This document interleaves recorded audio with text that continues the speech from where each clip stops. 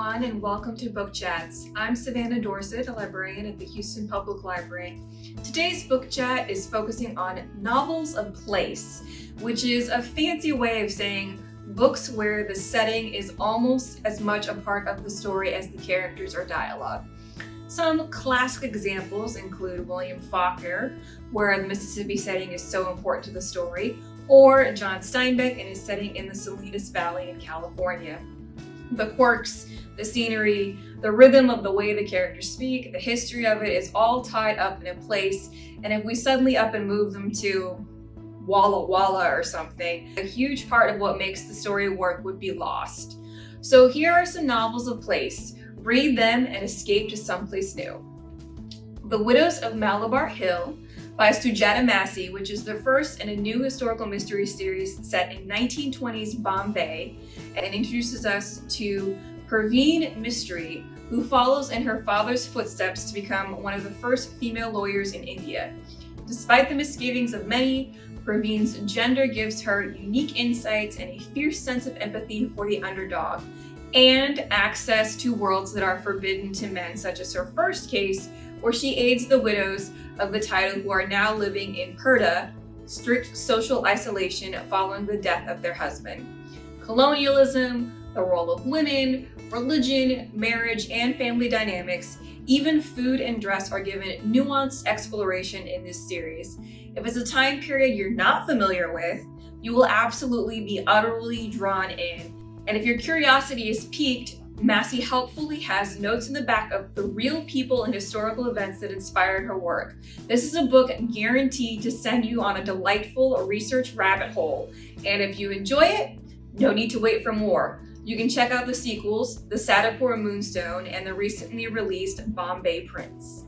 The Great Alone by Kristen Hanna is our second title, in which a volatile former POW impulsively moves his family to remote Alaska to live off the land and off the grid in the 1970s. Readers are instantly pulled in by the well-developed characters and engaging description of wonders and beauty of the natural world, along with the danger of being so cut off from civilization. The dramatic tension runs high, with the life or death stakes of having to quickly adjust to harsh climate with no electricity or running water, and the very real perils of what can happen if you don't learn to adapt. While this is a fiction work and the other is a memoir, this is a great read-alike for fans of Tara Westover's Educated, in which the narrator grows up in a survivalist family in remote Idaho and has her eyes open to the larger world by her university experience. The recent stunner of a debut novel, The Unpassing by Chia Chia Lin, about a Taiwanese family grieving the loss of a child, is another work that makes excellent use of the bleak Alaska landscape as a metaphor for characters left adrift.